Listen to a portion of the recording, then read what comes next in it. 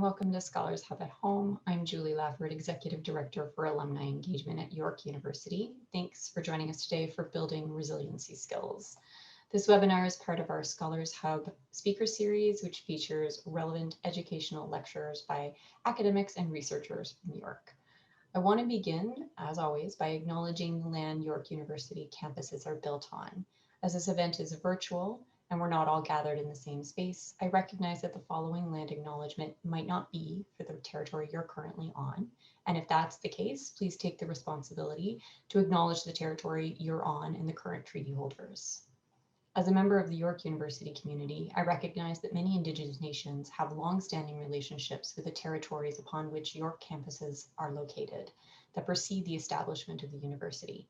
York University acknowledges its presence on the traditional territory of many Indigenous nations. The area known as Takaronto has been caretaken by the Anishinaabe Nation, the Haudenosaunee Confederacy, and the Huron-Wendat. It is now home to many First Nation, Inuit, and Métis communities. We acknowledge the current treaty holders, the Mississaugas of the Credit First Nation. This territory is subject to the Dish with One Spoon Wampum Belt Covenant, an agreement to peaceably care and share the Great Lakes region. I am grateful for the opportunity to live and work on Treaty 13 land. Before we introduce our speaker today, Dr. Louise Hartley, I want to take a moment to mention that recently the university shared 2 documents that will guide our approach to combating anti-Black racism both on and off our campuses. Addressing Anti-Black Racism, a framework on Black inclusion, and the accompanying draft action plan on Black inclusion for further consultation were developed based on feedback received through a series of consultations with Black community members at York, including alumni, faculty, staff, and students. Equity and inclusion are embedded in York's founding principles, and as such, we are committed to addressing systemic anti-Black racism and to providing equitable access to learning, teaching, research, and professional environments that are respectful and inclusive for all. I invite all of you to review the framework and action plan and to share your feedback with us. You can visit it at yorku.ca/abr/action plan. That URL is in the chat section now. So please take a look, and we always welcome feedback. So let's get started with today's lecture. As always, we'd like to get to know our audience a bit better. So we have a quick poll for you today. How would you rate your current knowledge on the topic of building resiliency skills? So that poll should pop up on your screen momentarily, and I'll give you a moment to respond.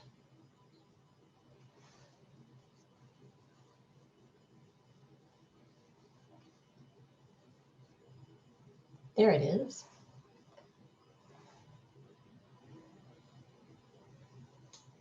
So how would you rate your knowledge of building resiliency skills? I think it's something we're probably all a little bit better at than we were this time last year before we lived in a pandemic. And the results are in. 61% of you feel somewhat informed, 30% minimal, 5% say I'm new to this topic. So I'm actually really pleased to see that. We all have a lot to learn, and I'm sure we're going to learn a lot from our speaker today. Thanks for participating.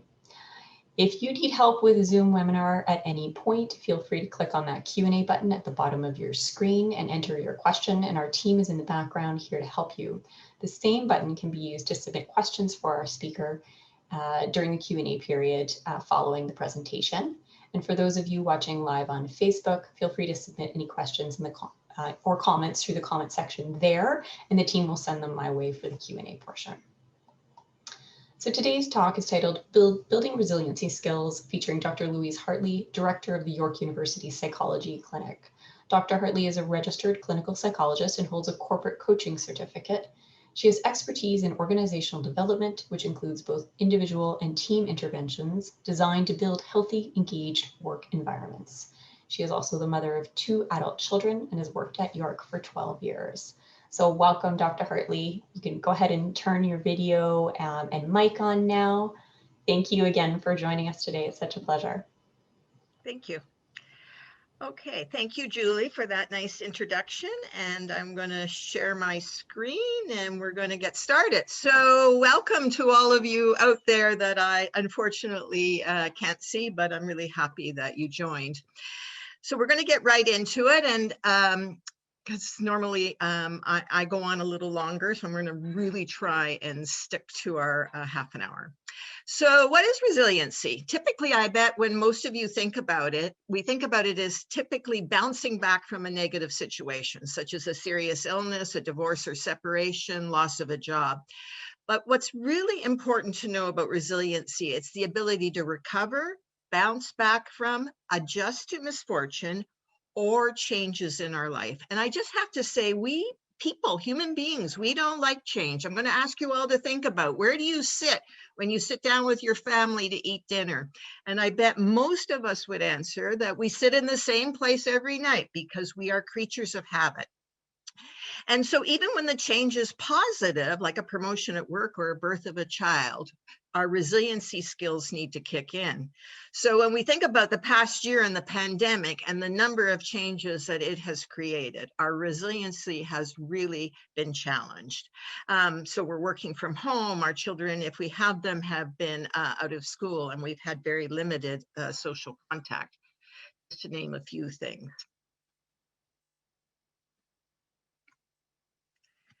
This is just 1 second, we'll get.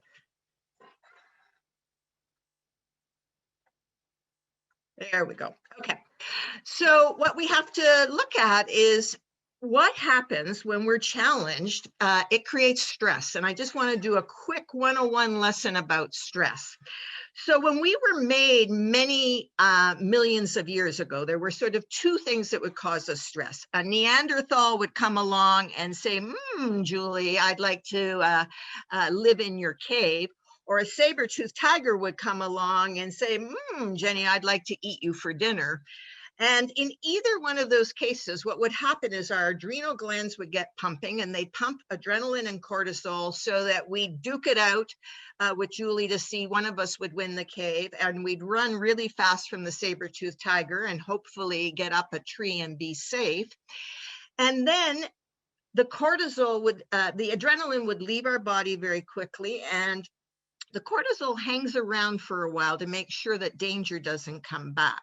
So this is the way we were made. Now we have to look at, how is that impacting us with the stress that we're experiencing because of all the changes created by this pandemic.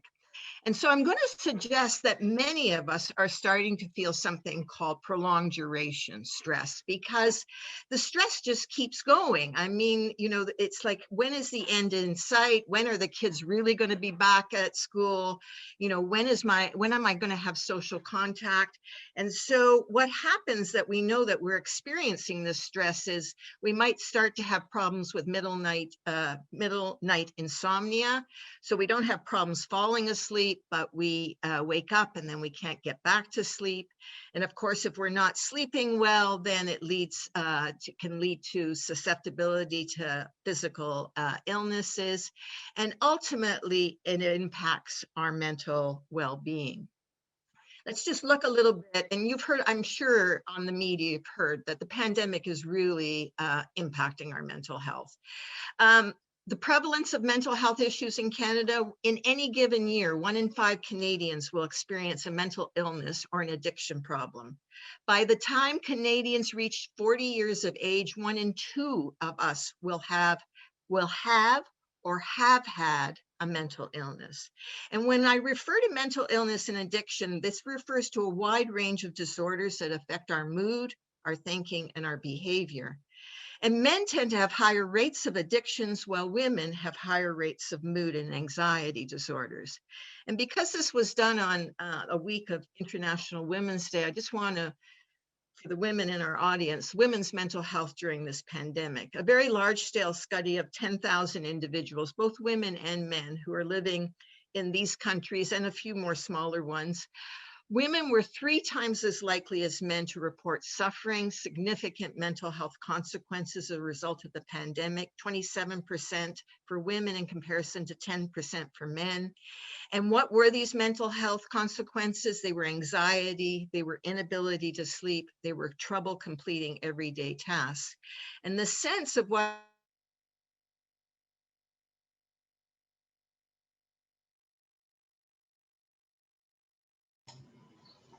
Hi, folks. It seems like we are encountering a bit by of this perhaps has had more of an impact on women. The division of labor, what changes, it often also fell to women needing to keep the children occupied. So folks, we have a problem, and that's why this session is really important. And, I'm happy with the survey results because we either need to develop, there's a few of us that, or we have to brush up on our resiliency skills. And the 3 that I'm going to focus on today are the ability to set, revise priorities, ability to learn to say no, and to challenge our thinking patterns. Okay, it's really important to understand that resiliency is not about work-life balance. Resiliency gets fueled when we redistribute our time and our energy so that our priorities and our personal needs are best being met. And by that, I mean, I want you to start to think about, how do you prioritize? Well, many of us develop to-do lists. And when we have our to-do list, we think about deadlines, we think about who is making the request, we think about either doing it from the easiest to the hardest or reversal.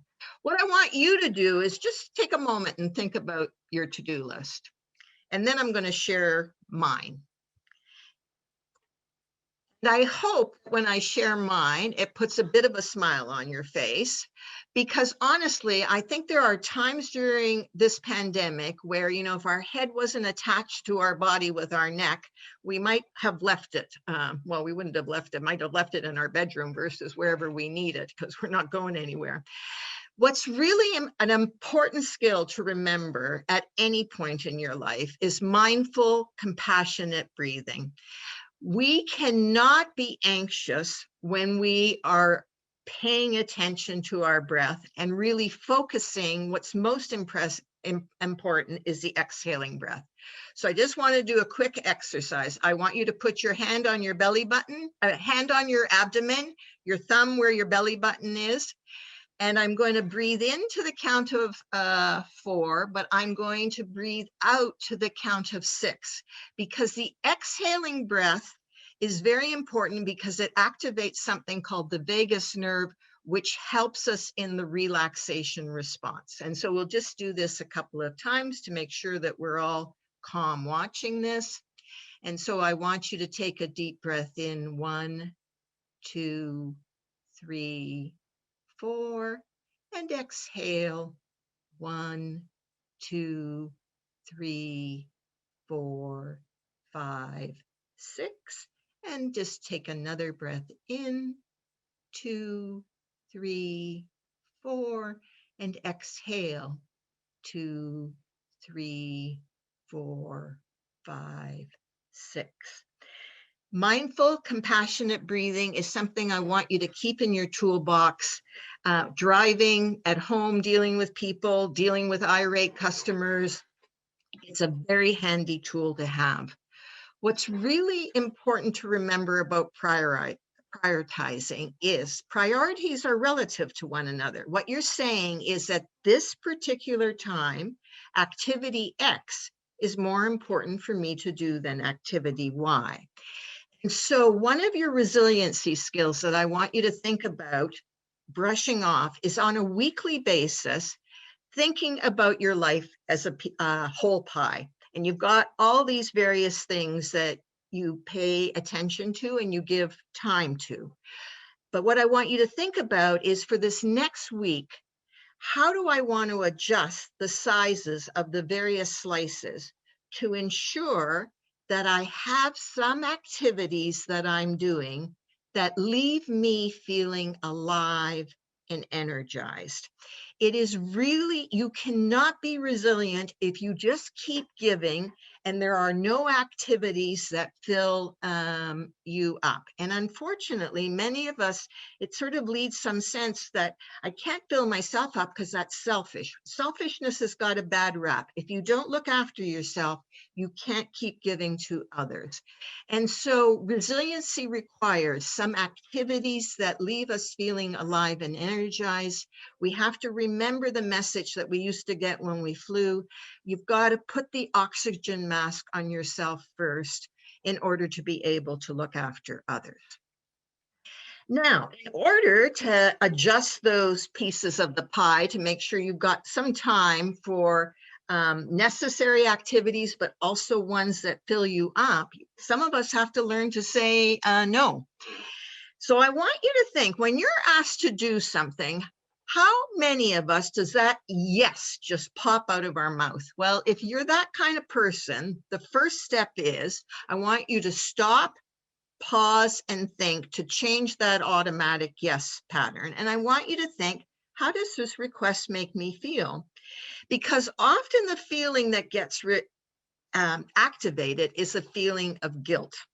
And what I want you to remember, that when we don't learn to say no to others, we are saying no to ourselves. And again, we've got to be thinking on a weekly basis, where are our priorities? And a sliver of the pie for you has to get some attention.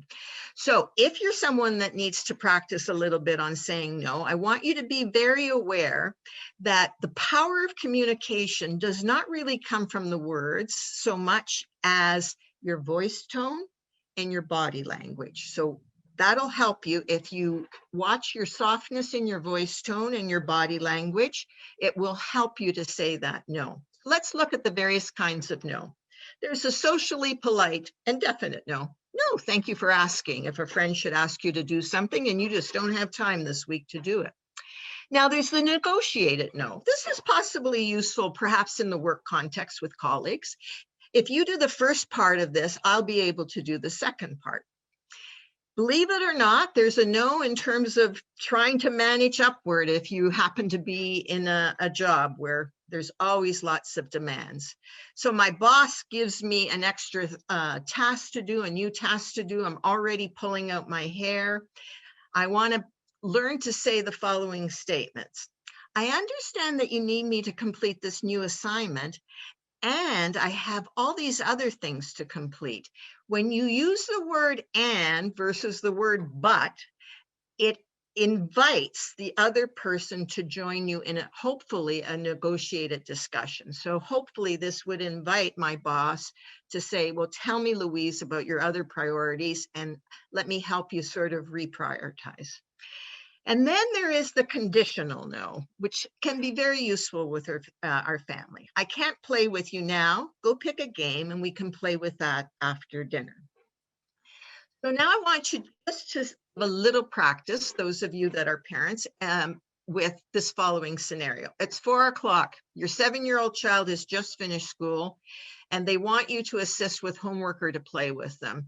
You have dinner to get ready. You've had a heck of a day at work. There are still numerous tasks that you have to do. Perhaps there's also an elderly relative to check in on, blah, blah, blah, blah, blah. You can fill it in. Just take a moment and think about how you would say no to your child.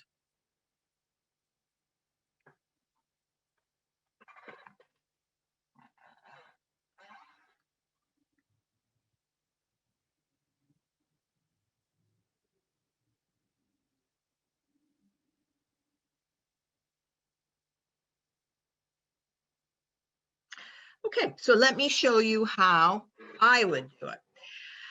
Possibly a conditional response is, I have to finish up my work today, honey. So let's have a little 5-minute cuddle and a snack, and then you go play by yourself and let me get my work done. And after we clean up dishes together after dinner, we can play for 15 minutes before you have your bath time and get ready for bed. You go choose the game or activity we're going to play. So something to think about, practice learning to say no. That can be very helpful in building our resiliency skills.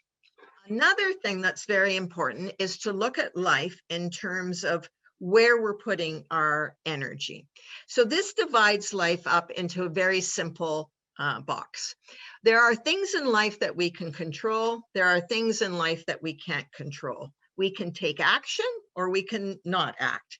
The two boxes where we want to try and be in all the time is figuring out what we've got control over and taking action, and figuring out what we have no control over and learning to let it go.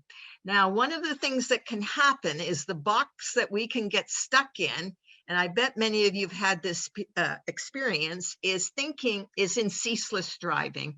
And another way I would call that box is banging your head against a wall. There's a situation that you come at in many different ways, and you keep thinking that somehow you're going to have an impact on that person and they're going to change their behavior. And so I'm going to tell you, you've got to figure out, yes, you've got to try and see if you can change. But when you start to feel like you're banging your head against a wall, I want you to start to move into letting go. Now, obviously, we don't want people in the giving up box. That's where people who are depressed are. There are situations that they can take control of, but they just are so depressed they don't have the energy. So think about, if you're doing any of that head banging, you want to make sure you get out of that box.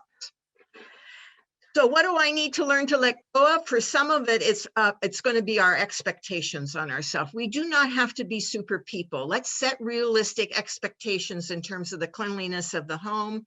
Let's set realistic expectations on the quantity of time with children. And let's think about, are we involved in any kind of toxic relationships? Because an important resiliency skill is developing and only having supportive relationships. We all need a friend. Friends are our champions. They provide a distraction. They give us a sense of belonging. And research shows that if you have a best friend at work, you're better able to cope with workplace stress. But what's happening nowadays, and of course it's been exacerbated by this pandemic, is that many of us are struggling with loneliness. And even before the pandemic, Britain was so concerned about loneliness, they started a ministry for loneliness. In a survey before the pandemic, 20% of Canadians were experiencing loneliness. And let me just tell you that experiencing loneliness is worse for one's health than smoking 15 cigarettes a day. It's as dangerous as obesity, and it increases the likelihood of early death. So when you're thinking about that pie and where you're putting some energy, please make sure that you're keeping at least one friendship going with a supportive other out there. All right, let's look at the way we're thinking, because honestly, folks, there's a whole field of psychology. How we think about things impacts how we feel. And so we really got to pay attention to the little inner voices we have. So here we have a flight above the clouds, all that fabulous food, and a movie, and now an exciting trip on the sea, followed by a ride in a helicopter. Now, we're talking about optimism here, and clearly that woman is perhaps a little more optimistic than any of us.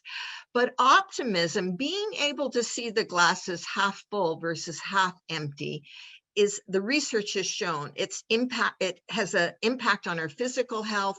People who are optimistic are less depressed, and they live a longer life and have greater happiness. So I have to tell you, as someone who's struggled with seeing the glass as half empty, this has been on my sort of list of sort of self-improvement to keep working in this area. There's three parts to optimism. When you're an optimistic person, people see good events as having a permanent cause. It wasn't just pixie dust coming down. And they see bad events as just temporary. There's a pervasiveness. When good events happen, it sort of spreads around. And when bad events happen, they see that they've got the strength to soldier on through or to ask for help. And personalization means when good events happen, people see this is because of my strengths or the work that I did. And when bad events happen, they can take responsibility. Okay, this is an area that I need to work on. They don't beat themselves up overly, but they can develop a plan of action. So honestly, when you're an optimistic person, you can interpret good events, obviously in an optimistic way, but you can also interpret bad things happening in an optimistic way. And I'm going to show you that in a minute. When you're a pessimistic person, you have a really hard time interpreting good events as having anything to do with you. And you're great at saying, of course, this always happens to me. Let me show you an example. Okay, you're in a minor fender bender. What I want you to do is I want you to think about how a pessimistic person would respond to that. And remember, pessimistic people tend to think, this is like a horrible thing. It's going to ruin everything and all my fault. And then think about an optimistic explanation about it. It's temporary. Others may have contributed to it, and you have a sense that you can contain it. So just take 30 seconds and think about both developing a pessimistic explanation and an optimistic explanation.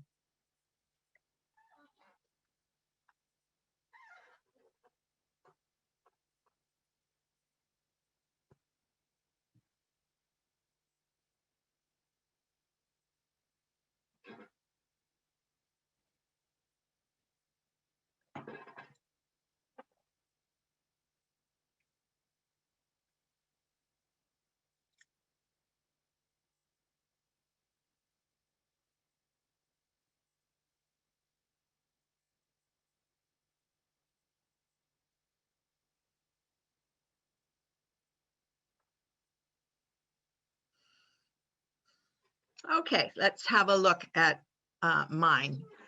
Okay, so the pessimistic explanation. Oh, my day is ruined. Nothing will go right now. Why do these things always happen to me? And I'm sure for many of us, that was the easier one to develop. And now the optimistic explanation, I'm okay. No one was hurt. The car can get fixed. It does, and I could go on and say, and now I'm going to get myself to work, and the day will be okay. Let's have one more look at it.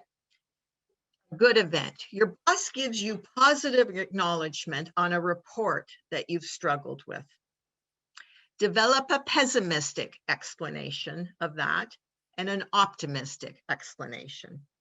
So give it another shot, because being aware of how you think about it and practicing, this is really an important skill for all of us in terms of helping our resiliency.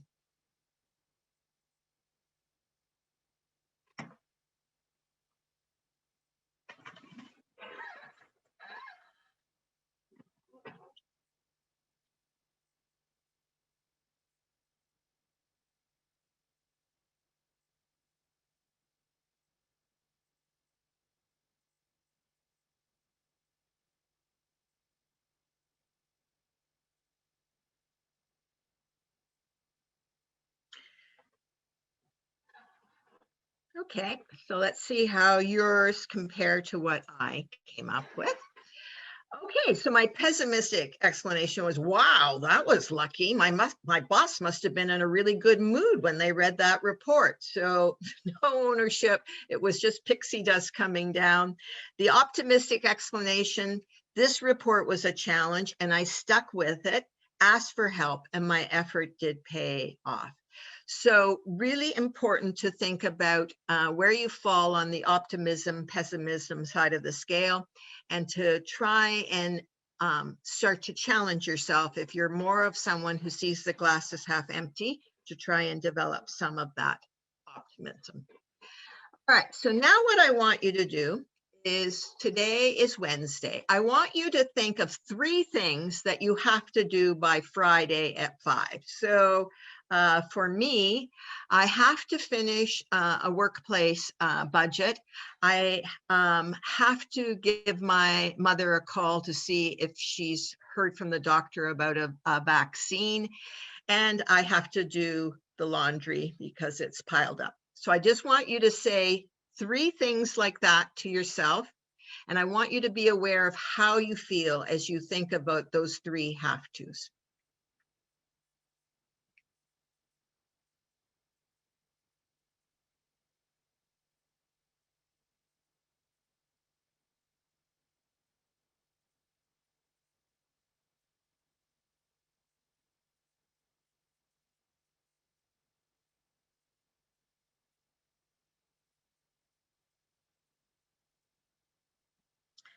Okay, now what I want you to do is I want you to say those same three things to yourself, but take the word have to out and say, I choose to. And be aware of what's going on in terms of feelings inside.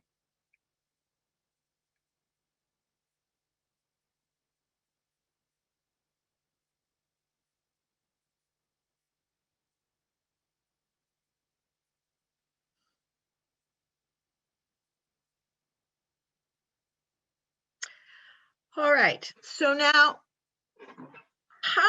so I'm sure for many of you, you're sitting there and maybe even rolling your eyes and saying, oh, okay, I mean, it doesn't really make a difference. I hope that some of you did actually feel a little lighter when you said that I choose to do those things, because with choice, clearly it is not feeling like you're being told to do something. Choice does tend to lighten things up. Now, it is a new skill, and often what you have to do is challenge yourself to think about, why might I be choosing this? And I'm going to just share a personal example from my own life. So around 30 years ago, I was in a new career with young children at home, and my dad died. And so every night when I was driving home, thinking about, getting into household I was aware of saying to myself, and I have to call my mom, and I have to call my mom. And it felt like a huge weight. And I thought about this training that I do with other people and said, well, why might I choose to call my mom? And it was very clear when I asked myself why I choose to. It was because I knew that that would be really important to my dad, that I continue to support my mom in his absence. And it was really important to me to be a good daughter. And so when I was driving home and I started to say, I choose to call my mom because that is going to help me to feel like I'm being a good daughter, it made it a whole lot easier to do that task. So, if some of you are feeling you're in jobs that are just really hard, I would say to you, why are you still in the job? So I choose to go to work. It might be because it currently pays the rent. It currently pays the mortgage. Perhaps you're staying because it's got a good pension plan. Perhaps you're staying because it just takes too much energy to look for another job. So whatever the situation is that you have to, just push yourself a little bit to think about why you might choose to. And you'll see we've got to think about that inner dialogue, because it does have an impact on how we feel.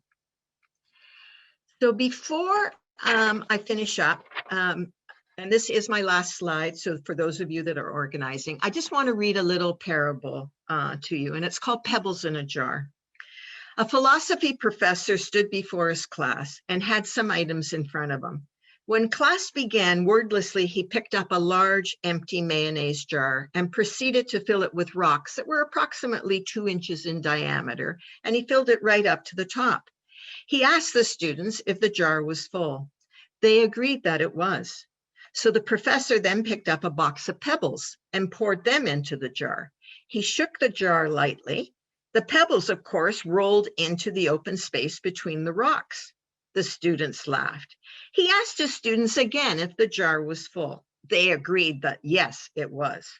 The professor then picked up a box of sand and poured it into the jar. Of course, the sand filled up every little gap in the jar.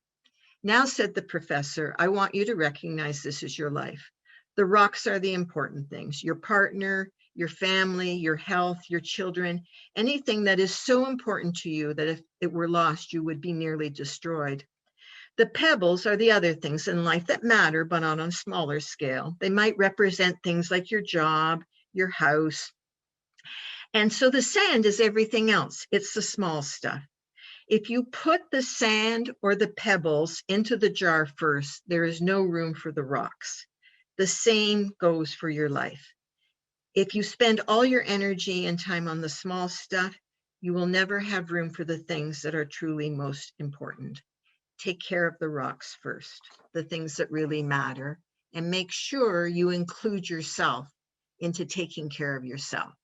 So one of the things that I know about adult education is if you don't set a little goal for yourself to do something a little different within the next 24 hours, I hope this will have been a pleasant way to spend 45 minutes of your time. But if you want to start to have an impact on your resiliency, I want you to think of one small little step that you might take. Do you want to review your priorities for the week and adjust them? Do you want to really focus on thinking about what leaves me feeling alive and energized that I can start to do a little more regularly? Are you going to try and make sure that you build in mindful, compassionate breathing? Is there something that you need to let go of? Do you want to practice saying no with someone? Do you want to pay more attention to that inner dialogue that goes on, challenging the have-tos or working on increasing that my glass is half full versus half empty? So thank you very much for your attention. And I think I'm now going to open it up to questions from you. Thank you so much, Dr. Hartley. That was really great. It was simplified, but not simple, and very practical. And I really enjoyed it. I think our audience probably have a lot of great takeaways from that. And with that, we do have time now for our audience. We have about 10 minutes to ask questions from our expert, Dr. Hartley. So again, please use that Q&A function at the bottom of your screen, and we'll take questions now. And I see we already have quite a few lined up for you, Dr. Hartley. So Robert Paul asks, do you have any recommendations on how to decide between priorities? So, okay, good question. So Robert, you got to start to really, when you think about, okay, I'm thinking about these priorities, just take a moment as you think about each one and turn inside and see if you can start. Your emotions are powerful indicators. If you feel tightness, a weight, you might that might not be like where you want to, that's definitely not going to be a priority that's going to fill you up. So you've got to work hand in hand with paying attention to what your emotions are telling you. Great, thank you. Marcy asks, what are the sections of the pie on the slide that you shared earlier? Oh, don't worry about that. I mean, just think about all the parts of your life. So if you're working, there's your job. If you're at school, there's a school work. There's your finances. There's your health. There's your friendships. There's your family members. Sometimes it can be even like your physical surroundings. So just think about think about your activities over the past week and put them into some categories. So the pie can be, you can make your own slices, and there could just be like 3 slices. It could be, my friendships, my career, my family members. Oh, there can't just be 3 because you have to add the 4th, which is, looking after myself. Linda asks, do you teach? She's interested in learning more about your work, and where can she find you? Okay, so I do this training for companies because I'll talk to you about when I came to the job. I'm director of a clinic. I'm training future psychologists, but in my previous life, I did a lot of frontline training, and I do this because I hope that you picked up that I feel alive and energized in doing this. And so one of the things I negotiated with York, because our clinic operates on money coming in and going out, that, I go out and I do these presentations, and I do charge something, not for myself, but it comes back to the clinic, which helps us to provide mental health services on a sliding scale. So you can contact me by contacting L. Hartley, HARTLEY @yorku.ca. Thanks for that. I have a great question about children from Graham Hallward. Perhaps the best resiliency is that which is well developed before we really need it. So how does one develop this or help develop it in children? Yeah, so it is a great question. So I'm going to tell you, children learn by what they see, not by what we tell them.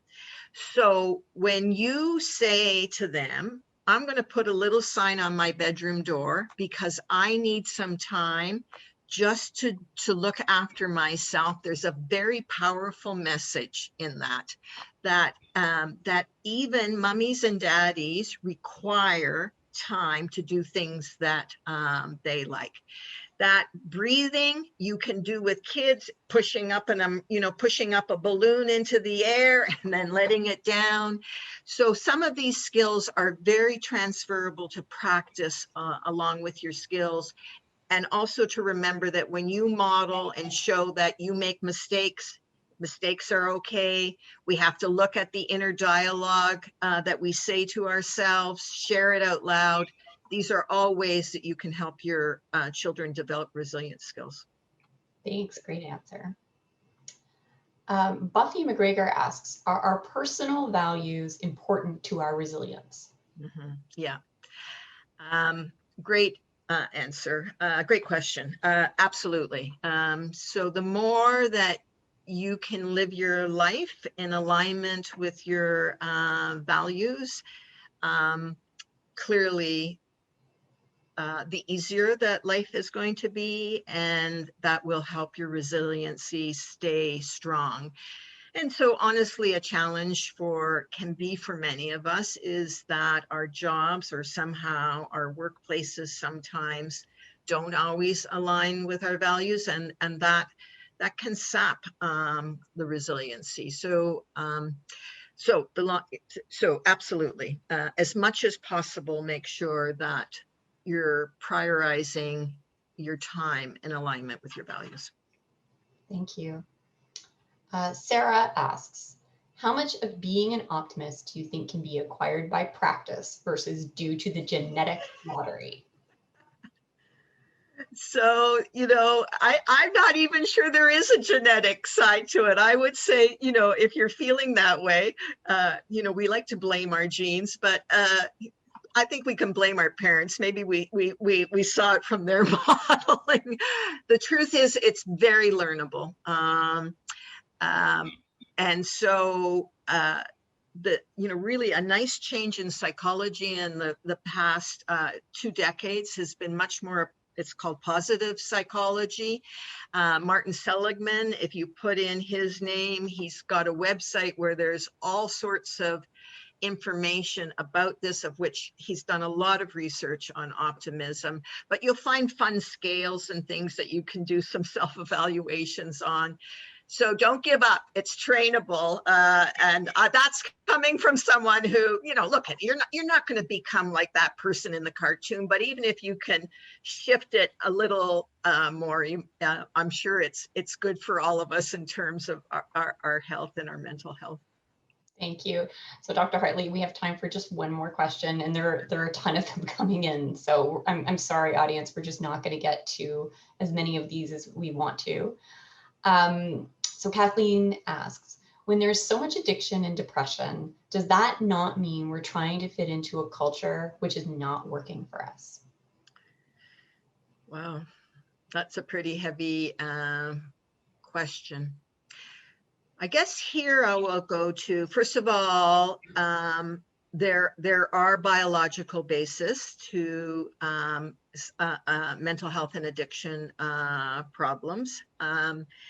So I think that's really important to acknowledge, and so that I don't think that it's all situationally determined. I do think that there are definitely genetic predispositions to some of these conditions. Certainly, some are caused by situational things. I mean, that's why we're seeing the increase right now with the pandemic and the social isolation and the challenges of technology and working from home. So I guess as with many things, things are not singly determined. And so I guess that's the best that I can answer that. Well, thank you for your time. I'm sorry we can't leave it on a lighter note, Yes. but thank you for getting to so many questions in such a short period of time. Um, Thank you for spending your time with us. It is much appreciated, as well as your wisdom. And thank you so much. You're very welcome. And so everyone remember, little baby steps, and you can brush it up. Thank you. Thank you.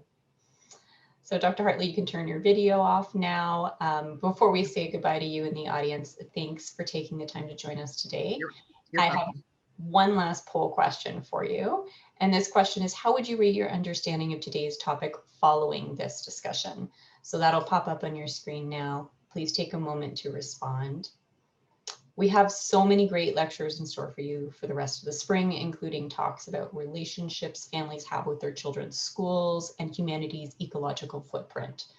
Coming up on Wednesday, March 24th at 1 o'clock Eastern Time, instead of our regular noon hour, so make sure you take your lunch break a little bit later. Please join us for a session, Can Artificial Intelligence and Disease Modeling Improve COVID-related public health interventions and vaccinations in Africa? And this will be a special Scholars Hub at Home in partnership with the Canada UK Foundation. So we've changed the time to welcome our friends and alumni in the UK. It will feature our very own Dr. James Orbinski, who's a leading scholar in global health, and he'll be joined by Dr. Simon Frost from the London School of Hygiene and Tropical Medicine. It'll be an interesting one that will take a very global perspective on what we're all experiencing here. For more information about other Scholars Hub at Home events, as well as all of our other virtual events, please visit our website, yorku.ca/alumni and friends. And as always, this talk will be posted on our YouTube channel, so you can go ahead and share that with your friends and family. It should be posted within the next 24 hours or so, excuse me. As always, you can also send us any feedback or suggestions you have by email, alumni@yorku.ca.